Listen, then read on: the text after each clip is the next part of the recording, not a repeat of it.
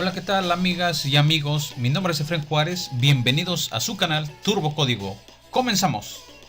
En la programación estructurada, que es uno de los primeros paradigmas de programación que se aprenden, existen principalmente tres tipos de estructuras. La más sencilla de todas ellas es la estructura secuencial. La estructura secuencial, bueno, lo único que nos permite es que en un programa tenemos un inicio y luego viene una instrucción y a continuación viene otra y a continuación viene otra. Las instrucciones van secuencialmente una tras otra hasta que se llega al final del programa. Aquí te presento un programa con una estructura secuencial, es decir, aquí primero creamos un objeto teclado, luego declaramos una variable edad, luego imprimimos introduce tu edad, la leemos e imprimimos tu edad es la que se ha indicado. Si nosotros corremos este programa, por ejemplo, damos la edad 54, nos dice tu edad es 54. Vemos que este programa utiliza una estructura secuencial, es decir, las instrucciones se ejecutan una tras otra, de arriba hacia abajo se van ejecutando paso a paso. Pero en ocasiones tus programas requerirán que utilices otro tipo de estructuras y tenemos dos más, las estructuras condicionales y las estructuras iterativas o ciclos. El día de hoy en este video vamos a revisar las estructuras condicionales y estas estructuras, bueno, te permiten que tú vienes en el flujo de tu programa de arriba hacia abajo, pero llega un momento en donde tomas una decisión y eliges entre una opción u otra opción. Es decir, aquí tu programa tiene dos caminos o más que son las opciones que puede tomar. Y estas estructuras condicionales que te comentaba, bueno, también se les llama estructuras para la toma de decisiones o estructuras condicionales. En Java tenemos dos de ellas principalmente. Una es el if con else y otra es el switch. Aunque realmente hay otra que es como un if pero simplificado. Y esa estructura, ese if simplificado, se conoce como el operador ternario. Bueno, el día de hoy simplemente vamos a revisar la estructura if-else con sus cuatro variantes, esto que tenemos de este lado. En el siguiente video vamos a revisar el switch y el operador ternario. Y bien, te decía, hablando únicamente de la estructura condicional if, tenemos cuatro variaciones. La primera, que es la más sencilla, es un if sin else. Luego tenemos el if con else y el if que tiene else y otros if encadenados. Y finalmente los ifs anidados. Comenzaremos a ver estas estructuras en este orden. Así que la primera estructura que vamos a revisar es el if simple. Este if simple, bueno, es muy sencillo. Simplemente tenemos esta sentencia if. Entre paréntesis colocamos una condición y de esta llave que abre a esta llave que cierra podemos tener una o varias instrucciones, las que tú requieras. ¿Y cómo funciona esto? Bueno, se evalúa si esta condición es verdadera y si es verdadera se ejecuta lo que esté entre estas llaves. Todas las instrucciones que estén aquí se van a ejecutar siempre y cuando la condición sea verdadera. Y esto es un poquito más fácil de entender aquí con este diagrama de flujo. Tu programa inicia en un punto y viene ejecutando ciertas instrucciones y llega un momento en donde encuentra esta condicional, este if que tenemos aquí, y evalúa esta condición. Si esta condición es verdadera, bueno, sigue un flujo en donde puede ejecutar una o varias instrucciones, las que tú quieras. Estas instrucciones son las que acá te digo que están entre este bloque, entre esta llave que abre y esta llave que cierra. Y luego tu programa sigue su flujo de ejecución hasta un punto en donde se une la opción verdadera con la opción falsa. Ve que por el lado de falso no hay instrucciones, de este lado no hay instrucciones. Por eso es una condición simple. Pero de un momento se juntan estas dos y sigue tu programa a continuación.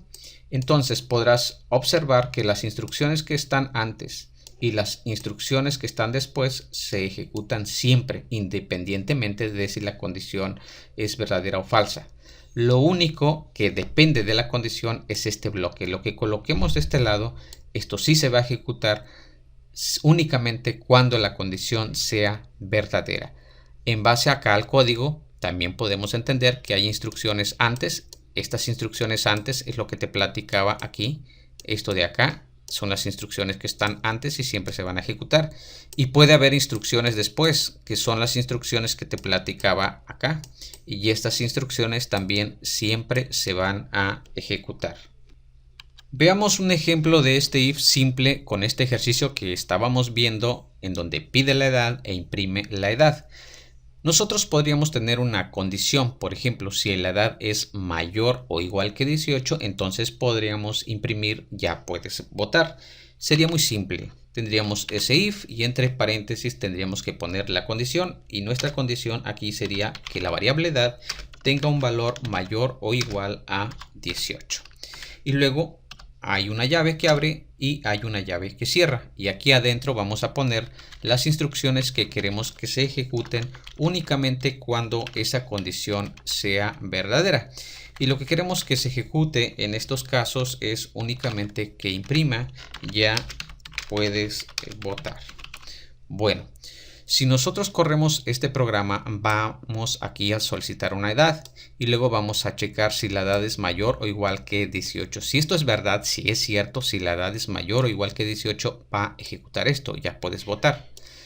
Y después continúa con esto. Si la edad no es mayor o igual que 18, no hace lo que está aquí adentro, pero esto de acá sí lo hace. Es lo que te platicaba, hay instrucciones antes, que son todas estas, que siempre se van a ejecutar. Y hay instrucciones después del if que también siempre se van a ejecutar. Únicamente lo que está aquí dentro del if algunas veces se ejecutará cuando la edad en este caso sea mayor o igual a 18. Por ejemplo, si yo le doy una edad de 21 aquí, entonces nos va a decir ya puedes votar. ¿Por qué? Porque 21 es mayor o igual que 18. Pero si nosotros volviéramos a correr este programa y le damos como edad, por ejemplo, 12, en este caso no imprime ya puedes votar porque 12 no es mayor o igual que 18. Si te habrás dado cuenta, en la condición del ejemplo que acabamos de ver, utilizamos un operador que fue el mayor o igual. Pero bueno, ¿qué operadores podemos utilizar para crear condiciones? Lo más común es que utilicemos los operadores relacionales y los operadores lógicos. ¿Cuáles son? El menor que, lo tenemos aquí, el mayor que, el menor o igual y el mayor o igual. Este ya lo acabamos de ver. Pero también existen otros operadores que también son relacionales o que en ocasiones se les menciona como operadores de equidad. Uno es el igualdad, el igual a. Si puedes observar aquí, son dos iguales, no es uno solo. Si nosotros ponemos uno solo, este no es el operador de igualdad, es de asignación. Si ponemos dos, entonces sí tenemos un operador de igualdad. Y para decir o preguntar si algo es diferente, utilizamos el operador de desigualdad. Por ejemplo, aquí A es diferente de B y este operador se forma con el signo de admiración y un igual enfrente para preguntar si es diferente de. En este caso nosotros podríamos, en vez de utilizar el operador de mayor o igual, podríamos utilizar el de mayor, pero no mayor que 18, entonces sería mayor que 17. Si es mayor que 17 o si es, por ejemplo, mayor o igual a 18. En este caso sería la condición para decir, bueno, puedes votar. Ahora, si lo que quisiéramos imprimir es no puedes votar, por ejemplo, ¿quiénes no pueden votar? Los que tienen una edad menor a 18. Entonces la condición, aquí podríamos utilizar el operador menor que. Si la edad es menor que 18, entonces no puedes votar. O en todo caso, si es menor o igual, por ejemplo, a 17. Entonces aquí pondríamos no puedes votar. ¿Dónde podríamos nosotros utilizar el operador igual a? Por ejemplo, supóngase que nosotros queremos comparar la edad y queremos comparar si la edad de una persona es igual a 15 años. Si es igual a 15 años, bueno, le podremos aquí imprimir, por ejemplo, te toca fiesta. Entonces, si la edad de una persona es igual a 15, bueno, te toca fiesta de 15 años, ¿no? Observa que el operador igual a es doble igual. Nosotros podemos aquí correr esto y nos daremos cuenta que si ponemos, por ejemplo, una edad de 12, bueno, no le toca fiesta, de 15. Si ponemos una edad, por ejemplo, de 15, entonces sí te toca fiesta de 15. Pero si ponemos otra edad, por ejemplo, de 17, pues tampoco toca fiesta. Ahora, podríamos aquí haber utilizado el operador, por ejemplo, diferente de. Si la edad es diferente de 15, entonces, pues no te toca fiesta de 15 años. Si tu edad es diferente de 15. En este caso, únicamente con edades de diferentes de 15. Por ejemplo, si es 12, bueno, no te toca fiesta de 15 años. Entra aquí.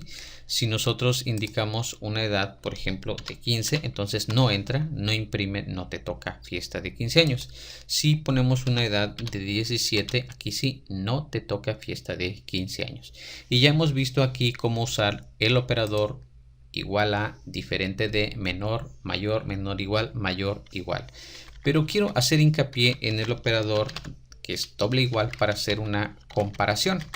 Decíamos, si tu edad es igual a 15 años, entonces imprime te toca fiesta de 15 años. Entonces, si le damos una edad de 15, te toca fiesta de 15 años. ¿Qué pasa si nosotros nos equivocamos y en vez de utilizar el operador de comparación, el de igualdad, utilizamos un solo igual? Este solo igual no está comparando. En este caso, lo que hace es asignar. ¿Qué asigna? Asigna 15 a la variable edad. Pero como te habrás dado cuenta, pues como esto no es correcto, incluso ya te está marcando un error. Entonces no puedes utilizar un solo igual. Tendrías que ser al menos el doble igual, que es el que compara, en este caso, si la edad es igual a 15. Adicionalmente a los operadores relacionales que tenemos de este lado, también contamos con operadores lógicos que se encuentran en esta parte. Son tres los operadores lógicos: el AND, el OR y el NOT. Y el operador es este. Para el AND es un doble ampersand, para el OR es un doble pipe y para el NOT es un signo de admiración. Bueno, los dos primeros, el AND y el OR, son operadores binarios. Esto quiere decir que utilizan dos operandos. Es decir, tú podrías hacer A, AND, B. Estás utilizando a A y a B. Dos operandos. Y bueno, ¿qué te va a dar? Bueno, para el caso del AND, que es este operador ampersand, aquí tienes la tabla de verdad. Y si observas, es fácil aprenderla y entenderla, porque siempre da falso, falso y falso. Solo hay una ocasión en que esto da verdadero. A y B da verdadero únicamente cuando A es verdadero y cuando B es verdadero. Por eso es AND. Por eso es AND. El AND es un operador y, es decir, se lee así como si A y B son verdaderos, entonces es verdadero. En cualquier otro caso nos da falso. Ahora, para el operador OR se lee A o B. Si te das cuenta aquí en la tabla de verdad, esto siempre va a dar verdadero. Aquí tenemos verdadero, verdadero y verdadero. Solo hay un caso en que esto da falso. ¿Cuándo da falso? Cuando A es falso y B es falso. Entonces, para que sea verdadero, necesita ser verdadero A o B. Por eso el operador OR, o A o B. Aquí ya sea que A es verdadero, o que B es verdadero, o que los dos son verdaderos, te da verdadero. Solo hay un caso en que te da falso. Y finalmente, el operador de negación o el NOT es este signo de admiración y solo se aplica a un operando. En este caso puede ser A. ¿Y qué hace? Bueno, si A era falsa, al negarla se hace verdadera. Si A era verdadera, por ejemplo, al negarla se hace falsa. Y aquí te presento un ejemplo en donde estamos utilizando un operador, pero en este caso lo vamos a cambiar. Vamos a utilizar aquí el operador AND. ¿Qué pasa aquí? Bueno, tenemos dos variables, edad y sexo. Solo hemos agregado la variable sexo. La variable sexo es de tipo char y aquí estamos pidiendo que se introduzca el sexo y estamos indicando aquí hombre H, mujer M.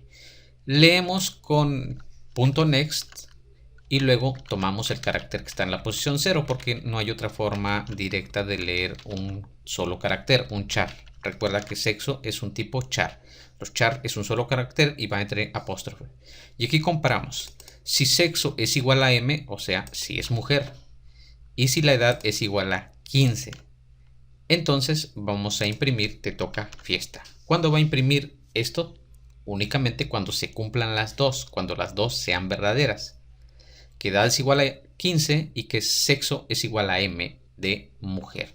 Entonces nosotros corremos este programa y vamos a darle una edad de 15 años y vamos a indicar M de mujer y entonces imprime te toca fiesta de 15. Pero si nosotros hubiésemos indicado, por ejemplo, 12, aunque hubiésemos indicado M de mujer, pues no toca fiesta. O si fuese al revés, indicáramos 15 años, pero fuera un hombre, pues tampoco toca fiesta, y mucho menos si la edad y el sexo, los dos, no son los adecuados. Bueno, en este ejemplo podríamos nosotros cambiar este operador. En vez de AND podríamos indicar un OR. Este es el operador OR. ¿Cómo funcionaría aquí? Bueno, esta condición es verdadera cuando al menos una de las dos sean verdaderas. O sea, si edad es igual a 15, no importa el sexo. O si sexo es igual a M, no importaría lo que tengamos en edad, entraría. Veamos. Nosotros indicamos aquí una edad de 15 y en sexo ponemos H de hombre y dice te toca fiesta de 15, porque es un OR. Hemos colocado un operador OR, el uno o el otro. Si es verdad la edad o si es verdad el sexo. Si nosotros ejecutamos nuevamente y aunque pongamos, por ejemplo, aquí 15 años, si ponemos que es mujer, pues le toca fiesta de 15 años. ¿Cuándo cambia? Cuando da falso. Si ponemos 12, que es una edad que no es 15, y también ponemos H, que no es mujer, entonces no entra, porque las dos fueron falso. Y el OR solo da falso cuando los dos dan falso. Ahora, ¿cómo podríamos utilizar o cuándo podríamos utilizar el NOT, la negación? Si nosotros ponemos algo aquí, este operador de este signo de admiración, estamos negando. ¿Qué es lo que estamos negando? Pues todo lo que está entre paréntesis, que es esto. Pero obviamente que la condición tiene que ir entre paréntesis, entonces habría que indicar aquí paréntesis. Y de manera general, esta es una condición en donde está negado todo lo que está aquí dentro. ¿Cómo se lee? No es cierto que la edad es igual a 5, a 15 o que sexo sea igual a M. ¿Cuándo va a ser esto verdad? Bueno, cuando esto nos dé falso, cuando esta condición de aquí adentro nos da falso, únicamente da falso cuando la edad no es 15 y cuando sexo no es M. Cuando eso se cumpla, aquí adentro va a dar falso. Y si nosotros negamos ese falso, nos va a dar verdadero. Veamos, esto tal vez no tiene lógica en la vida real, pero es una forma de enseñarlo. Si nosotros damos una edad, por ejemplo, 12, edad es igual a 15, falso. Damos sexo, H. Sexo es igual a M, falso. Falso o falso me va a dar falso. Si yo lo niego, esto me da verdadero. Y como dio verdadero, imprime te toca fiesta de 15 años. Bueno, si nosotros lo corremos y damos una edad de 15, por ejemplo, como edad es igual a 15, es verdadero, no importa lo que pongamos en sexo. Realmente en sexo podríamos poner, por ejemplo, H. ¿Y qué pasó? Una fue verdadera, la otra fue falsa. Verdadero o falso da verdadero. Si yo niego verdadero, esto me da falso. Y ahora que ya hemos repasado todos estos operadores relacionales y lógicos, también debo comentarte que en ocasiones en las condiciones utilizamos también operadores aritméticos, que ya vimos, como la suma, la resta, la multiplicación o la división, pero principalmente el módulo se utiliza mucho en la condición. Entonces tú puedes crear condiciones con operadores aritméticos, con operadores relacionales y con operadores lógicos. ¿De qué va a depender? Bueno, del problema que tengas que resolver. Y ahora que hemos visto todos estos operadores para crear las condiciones, vamos a la segunda forma del if, el if con else. Puedes ver esta estructura que ahora aparte de lo que ya teníamos, que es esto que ya vimos de la estructura if simple, tenemos este bloque, este else. Y este else tiene la palabra else, una llave que abre, una llave que cierra, y aquí puede tener una o varias instrucciones. Estas se van a ejecutar cuando la condición sea falsa. Y la opción de acá arriba, cuando la condición es verdadera. Esto se ejecuta cuando es verdad y esto cuando es falso. Lo vemos acá en diagrama de flujo. Tu programa viene ejecutando ciertas instrucciones y llega un momento en que hay una condición. Si la condición es verdadera, ejecuta ciertas instrucciones. Aquí puede haber varias. Si la condición fuera falsa, ejecuta otras instrucciones que tienes por acá. En algún punto, estos dos flujos se juntan y tu programa sigue. Y aquí abajo habrá instrucciones que se ejecutan después. Hay instrucciones antes, siempre se ejecutan, y hay instrucciones después, siempre se ejecutan. Las instrucciones que tenemos antes irían antes del if. Aquí siempre se ejecutan. Las que están después, por acá abajo, también siempre se ejecutan. Aquí tenemos un ejemplo en donde estamos utilizando la estructura if con un else. Si puedes observar aquí, solicitamos que se introduzca un número. Nosotros leemos el valor de ese número. Checamos si ese número es divisible exactamente entre 2. Es decir, si al hacer la división de ese número entre 2, el módulo o el residuo es igual a 0. ¿Qué números pueden dividirse exactamente entre 2? Los números pares. Por ejemplo, el número 6. Si el número 6 tú lo divides entre 2, te da 3. 2 por 3 son 6 y el residuo es igual a 0. Aquí estamos utilizando el operador módulo que te comentaba. Si esta condición se cumple, entonces vamos a imprimir aquí el número es par. Pero en el else, si la condición no se cumple, es decir, si la condición fue falsa, entra aquí. Y entonces imprime el número es impar. Observa que estas instrucciones que están antes del if siempre se ejecutan. Y esta instrucción que está después del if también siempre se va a ejecutar. Si nosotros metemos, por ejemplo, el número 6, dice el número es par e imprime el número es 6. Pero si nosotros ejecutamos otra vez el programa y metemos un número como el 7, entonces nos dice que el número es impar y también el número es 7. Bueno, y ahora vamos a revisar la tercera forma, que es esta, en donde tenemos estructuras if, else, que vienen encadenadas con otro if a continuación. Veamos. La primera parte, que es esta, es el if sencillo, sin else, como ya lo habíamos visto. Esta segunda parte podemos entender que es un else, pero aquí enfrente y separado por un espacio tiene otro if. ¿Y cómo funciona esto? Bueno, si la condición 1 es verdadera, se ejecuta este bloque. Si no, checa la condición 2. Si la condición 2 es verdadera, se va a ejecutar este segundo bloque que vemos aquí. Si no, entonces se va a ejecutar el else que tenemos aquí abajo. Entonces tenemos aquí 3 bloques. Si la condición 1 es verdadera, se ejecuta el primer bloque. Si no, checa. Si la condición 2 es verdadera, se ejecuta este segundo bloque. Si no fue verdadera ni 1 ni 2, entonces finalmente se ejecuta el bloque 3. Pero lo interesante de esto es que tú puedes tener aquí abajo, aquí enfrente de este else que está aquí abajo, otro if con otra condición, una condición 3 y luego otro else abajo, y así sucesivamente puedes irlos encadenando dependiendo de tu problema. Y utilizando este mismo ejemplo vamos a emplear este if con un else if. Bueno, ¿cómo? Nuestro problema únicamente va a checar si el número que se introduce es positivo, es negativo o es 0. Aquí tenemos la condición. Si el número es mayor que 0, va a imprimir el número es positivo. Pero en el caso del else, si no, vamos a checar ahora si ese número que ya habíamos checado arriba, si era mayor que 0, ahora vamos a checar si es menor que 0. En este caso, vamos a decir que el número es negativo. Y si no, vamos a poner un else aquí abajo. En este caso, ¿qué pasa si no se cumple ni la primera ni la segunda? else.